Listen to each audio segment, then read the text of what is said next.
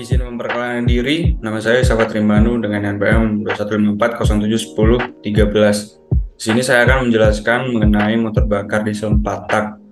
Itu dari mata kuliah motor bakar dan traktor pertanian.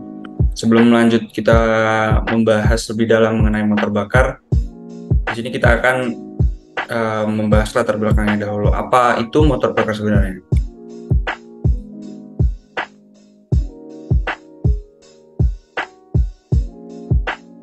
Nah, jadi motor bakar atau mesin pembakaran dalam sebuah mesin itu merupakan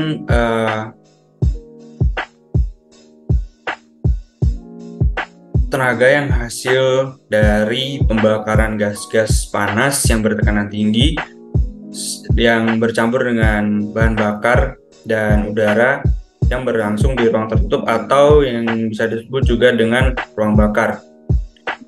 Motor bergerak mula atau motor bakar ini merupakan sebuah alat yang mengubah energi kimia yang menjadi energi panas dan diubah menjadi energi mekanis atau energi penggerak.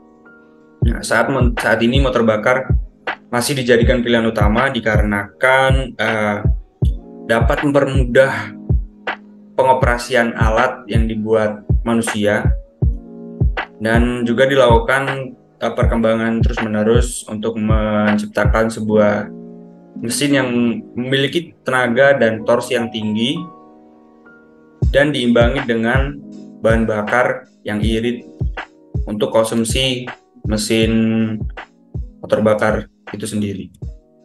Nah, di sini ada jenis-jenis motor bakar. Itu ada dua. Yang pertama motor bensin dan motor diesel. Perbedaan ini hanya terletak pada sistem kompresinya. Jadi mesin diesel mengompres udara untuk menghasilkan panas yang membakar solar, sementara mesin bensin mencampurkan udara dengan bahan bakar kemudian dibakar oleh percikan api busi. Jadi ada pemicunya. Selanjutnya perbedaan mesin diesel 2 tak dan 4 tak. Nah, perbedaan di sini besarnya pada jumlah langkah yang diperlukan dalam satu siklus pembakaran, yakni 2 dan 4 langkah. Dalam siklus mesin 4 tak ada langkah hisap, kompresi, bakar, buang. Sedangkan motor 2 tak langkah hisap dan buang terjadi bersamaan saat piston bergerak ke bawah. Jadi hanya mekanismenya lebih kompleks dibanding mesin 2 tak. Nah, kita juga sedikit membahas mengenai penemu mesin diesel ini, yaitu ada seorang ilmuwan yang berasal dari Paris, Prancis, yaitu Rudolf Christian Karl Diesel. Nah, si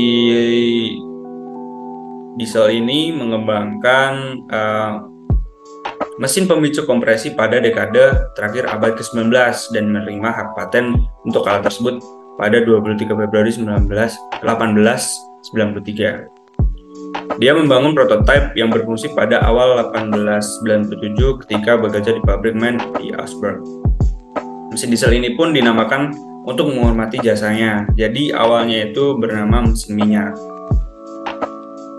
Nah, yang selanjutnya ada mesin diesel 4 tak. Mesin diesel 4 langkah atau 4 tak adalah motor yang menyelesaikan satu siklus dalam 4 langkah torak atau 2 kali putaran force engkol.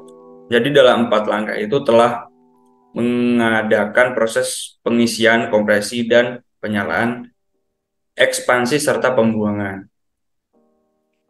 Prinsip kerja mesin diesel sendiri itu yang pertama, langkah hisap adalah proses masuknya udara ke dalam ruang silinder. Memasukkan udara ini terjadi ketika piston bergerak dari titik mati atas ke titik mati bawah. Gerakan ini akan memperbesar volume di dalam silinder mesin sehingga udara dari luar itu masuk melewati intake valve. Yang kedua, langkah kompresi. Ini berlangsung seusai langkah hisap. Ketika piston sudah sampai ke titik mati bawah, di akhir langkah hisap, piston akan kembali naik ke titik mati atas. Akibatnya, penyempitan volume silinder pada kondisi ini baik intake valve maupun exhaust valve tertutup, sehingga penyempitan ruang silinder ini akan mengoperasi udara yang ada di dalam. Yang ketiga itu langkah usaha atau langkah pembakaran adalah proses terjadinya pembakaran di dalam mesin. Pada proses inilah solar dimasukkan melalui injektor, jadi disemprotkan lewat injektor ke dalam ruang bakar. Udara akan mengalami peningkatan suhu karena terus dikompresi. Dan ketika piston mencapai titik mati atas, udara tersebut sudah dalam level suhu tertinggi. Saat itulah solar dikabutkan melalui injektor, hasilnya terjadilah pembakaran yang dihasilkan daya ekspansi. Nah, yang keempat, langkah buang. Itu proses pengeluaran gas sisa-sisa pembakaran dalam ruang bakar. Proses ini terjadi saat piston kembali naik ke titik mati atas sesuai terkena daya ekspansi pembakaran. Nah, saat langkah ini, exhaust atau knalpot terbuka sehingga gerakan naik piston akan mendorong gas-gas sisa pembakaran untuk keluar dari knalpot. Nah, di sini ada komponen mesin diesel.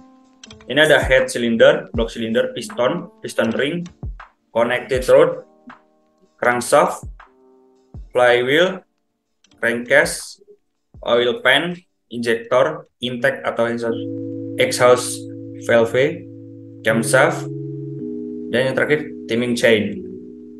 Nah, yang pertama ini ada fungsi komponen mesin diesel. Pertama itu block cylinder. Block cylinder merupakan komponen utama untuk motor bakar, 2 tak maupun 4 tak.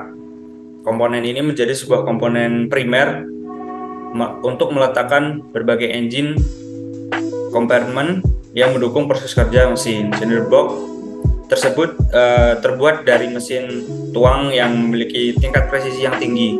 Umumnya pada mesin blok, mesin memiliki beberapa komponen, antara lain itu ada silinder.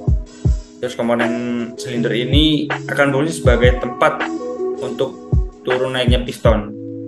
Nah, komponen yang terbuat dari paduan besi dan aluminium ini dipres ke dalam blok mesin sehingga akan sulit untuk dilepas. Nah, yang kedua itu meliputi water jet. Water jet adalah sebuah selubung air pendingin yang terletak di dalam blok mesin. Tujuannya agar proses pendinginan mesin berlangsung maksimal. Water jet berbentuk water jacket berbentuk lubang di dalam blok silinder yang mengelilingi linear. Terus ada oil feed lines. Lubang oil pada blok silinder berfungsi untuk menciptakan jalur oli mesin dari kepala silinder menuju crankcase. Nah, lubang ini akan mendukung proses sirkulasi oli mesin ke seluruh bagian mesin diesel. Yang kedua itu ada cylinder head assembly. Unit komponen kedua terletak pada bagian atas mesin. Sama halnya dengan blok silinder, komponen ini juga terbuat dari material tuang. Saat head cylinder berbahan aluminium nampaknya menjadi pilihan karena lebih ringan dan kuat. Unit ini terdiri dari valve dan steering, camshaft, rocker arm, ruang bakar. Valve and steering ini merupakan komponen ini menjadi pintu akan membuka dan menutup saluran intake serta exhaust pada mesin. Sementara steering akan menahan katup agar tetap tertutup. Camshaft, komponen ini juga disebut poros knob. Fungsinya untuk mengatur pembukaan tiap katup melalui sebuah knob. Dan juga ada rocker arm. Ini komponen yang akan menekan katup saat knob menyentuh bagian atas rocker arm sehingga saluran in atau X dapat dibuka. Umumnya rocker arm memiliki sistem penyetelan celah katup baik manual ataupun otomatis. Terus selanjutnya ada combustion chamber. Ruang bakar adalah sebuah ruang kecil yang digunakan melakukan pembakaran. Hasilnya berupa semburan api yang digunakan untuk mendorong piston. Biasanya ruang bakar ini terdapat pada mesin diesel endurance injection. Nah, yang ketiga itu ada piston atau torak. Ini berfungsi untuk mengatur volume di dalam silinder. Proses kerja mesin dapat berlangsung. Hal ini saat piston bergerak ke bawah, maka volume silinder akan membesar, sedangkan saat piston bergerak ke atas volume silinder akan mengecil. sementara connecting rod berfungsi untuk meneruskan gerak naik turun piston menuju flywheel. Secara umum ada 3 bagian inti pada piston. Nah, yang pertama itu ada ring kompresi. Ring ini bersifat elastis yang fungsinya untuk mencegah terjadinya kebocoran udara saat langkah kompresi. Cara kerja ring yaitu dengan menutup celah antara dinding piston dan main linear. Kedua ada ring oli. Ring yang terletak di bawah ring kompresi ini berfungsi untuk mencegah oli mesin masuk ke dalam ruang bakar, karena itu bisa menyebabkan pembakaran di dalam ruang pembakaran itu tidak sempurna. Terus yang kedua itu ada pin piston. Semua pin yang terletak dalam piston untuk menghubungkan piston dengan connecting rod. Nah, pin ini berbentuk tabung. Ketika terhubung dengan small end, maka akan berfungsi layaknya sebuah engsel. Nah, selanjutnya ada crankshaft atau force ankle. Adalah sebuah komponen yang terbuat dari besi tuang yang digunakan untuk mengubah gerak naik turun piston menjadi sebuah gerak putaran. Prinsip kerja force ankle mirip saat kita mengayuh sepeda. Karena berhubungan dengan tekanan dari piston, force ankle tidak boleh lentur atau patah saat mendapatkan tekanan dari piston. Untuk itu, komponen ini dibuat dari paduan besi khusus yang memiliki kekuatan tinggi serta anti luntur. Nah, selanjutnya itu ada beberapa bagian dari force ankle. Ada crank pin. Crank pin adalah sebuah pin yang akan terhubung dengan big end pada connecting rod. Crank journal merupakan pin yang berfungsi sebagai poros pada crankshaft agar dapat berputar. Crank journal akan terpasang pada blok silinder. Nah, yang tiga itu ada wake blades. Komponen ini terletak berseberangan dengan crank pin. Fungsinya sebagai penyeimbang sekaligus untuk mengalirkan oli ke seluruh bagian dalam mesin. Kelima ada oil pan. Adalah sebuah bak khusus yang berfungsi untuk menampung oli mesin. Meski hanya bertugas sebagai penampung oli, komponen ini juga tidak bisa dibuat dengan sembarangan. Umumnya komponen ini terbuat dari besi tipis seperti seng, namun beberapa mobil telah mengkombinasikan dengan bahan yang lebih tebal. Nah, selanjutnya ada timing chain, merupakan sistem mekanisme katup. Nah, fungsinya untuk menghubungkan putaran ankle dan crankshaft dengan sudut tertentu. Komponen berupa rantai ini terletak pada mesin bagian depan.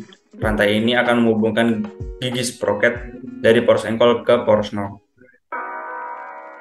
Yang ketujuh ada flywheel atau bisa disebut roda gila. Ini pada awalnya berfungsi untuk menyeimbangkan putaran mesin. Komponen ini terbuat dari besi padat yang dapat menyimpan torsi. Itulah mengapa komponen ini dapat menyeimbangkan putaran mesin. Selain itu, flywheel juga berfungsi untuk menyalakan mesin. Ini bisa dilihat dari bagian luar flywheel yang memiliki banyak mata gigi. Mata gigi ini akan terhubung bersama motor starter untuk menyalakan mesin. Nah, selanjutnya ada full system assembly. Komponen ini terdiri dari tangki hingga injektor.